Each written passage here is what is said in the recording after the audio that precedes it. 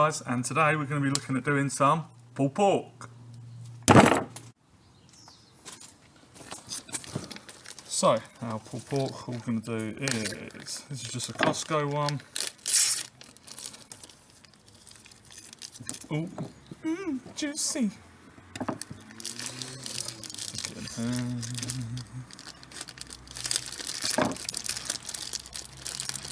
As you can see, this is from a bit lower down on the some of that juice, crazy. So, as you can see here, it is netted up. It's not a one solid piece of meat. It has been deboned, netted up. This is just from Costco.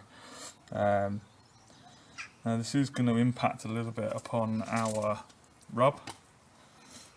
So I think what I might do is actually take this out, and I can always tie it back up with a little bit less if needed. So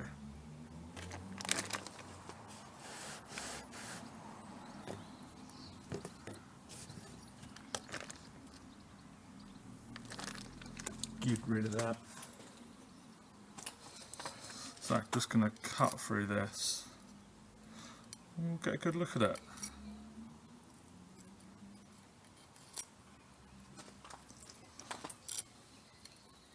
Trying just not to score any of the meat. Not that it's really going to matter anyway. But actually, by the time we pull it out, that is one piece of meat. It has got a slight couple of gashes in it. As you can see, not the best, but we'll make do with that. At the end of the day, it's going to be shredded up anyway.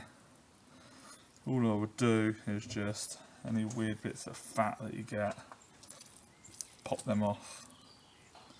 But otherwise, this will all melt down. I'm quite happy with that, to be fair. That is one solid piece of muscle. Don't know why they net it up. So, just going to go on with our rub. No need for anything, any binders or anything. This is nice and tacky. You saw all the juices coming out anyways. So just going to be quite liberal with how we apply our rub. If you're wondering what is in here, it is predominantly black pepper, kosher salt, garlic granules, a little bit of onion powder, onion granules, and I think that is about it. That's enough. Oh, and a little bit of cayenne pepper, just a little, a smidge. Get the ends there. Otherwise, that is about it. All I'm going to do is just let that rest up a bit.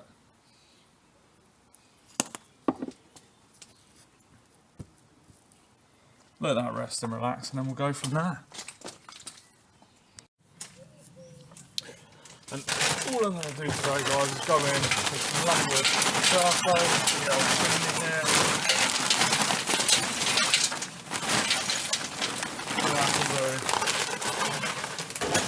One thing that is particularly annoying is that this charcoal is not very good. So I have got just some firelighters under there, which I'm just gonna. Nice start, sure no.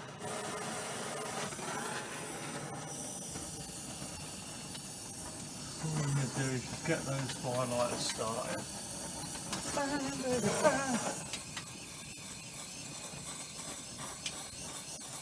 Leave it in there a little bit, do its thing. Quite ideal just to have this sort of thing. Disco Inferno. Who don't like fire, huh?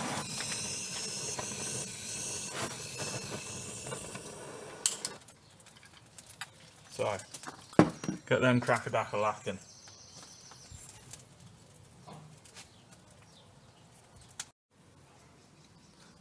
So now you can see that we're on a nice clean fire. The damper I have just closed, but I think I am going to open again because the temperature is still climbing. You can see here from the Therma Pro that we run at about, we want to keep this between sort of anything between 275 and 325 Fahrenheit, which it is right now. We've gone with some applewood and some oak in there today. And all we're going to do, we're just going to lift up. I have gone with a water pan as well.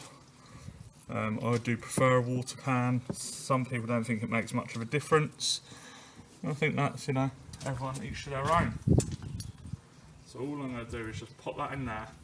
Biggest point is probably this point, so I'm going to pop that towards the fire. It's going to have that just above the slight chimney there, just so air's going to come in, up, and we're going to get a nice smoke flavour on that. I'm going to pop that in there now, leave it in there for a few hours, and we'll check back in a little bit. So here we are about 3 hours later. Temp's rocking at about 285 at the minute. Let's have a look, see how we're getting on.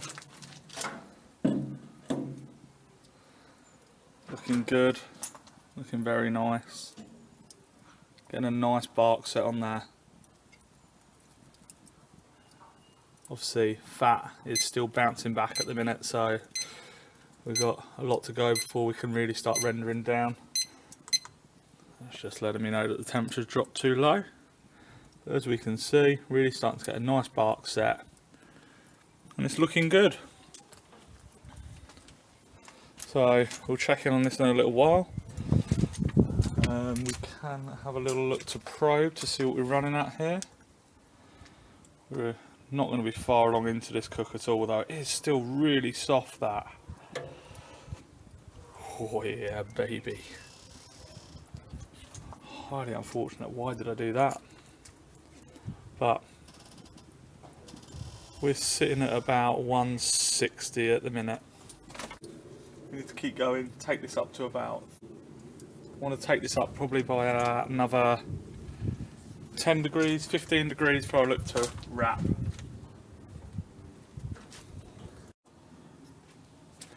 So we're looking at about the 5 hour mark for this, I think. Just going to have a little look. I've put some other things on in the meantime as well, to be fair, so.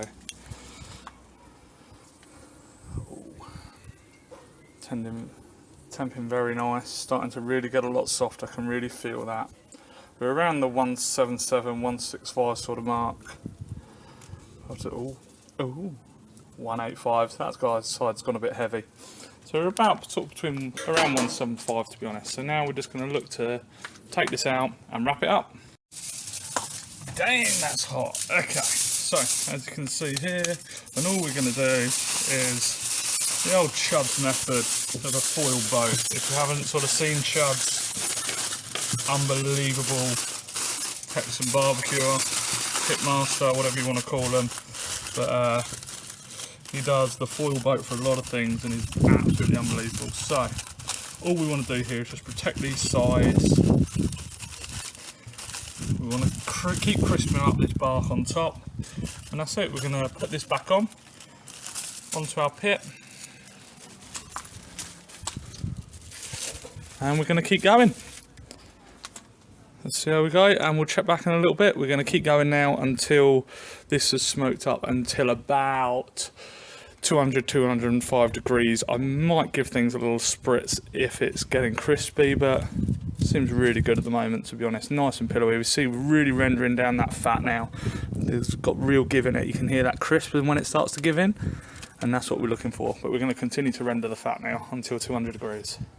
So we're about 6 hours into this now. And as you can see here, we've got our pork shoulder, our pulled pork, what it's going to be. And I'm just going to probe, and you can see there, it's really hitting sort of what it needs to. 200 degrees, 201. And what we're looking for is just for it to be able to ease in. I mean, look at that. Really nice. Same again here, that just drops in. Hardly no force at all. That's reading 206, 208. So we're going to look to pull this off and let it give a good rest. There you go.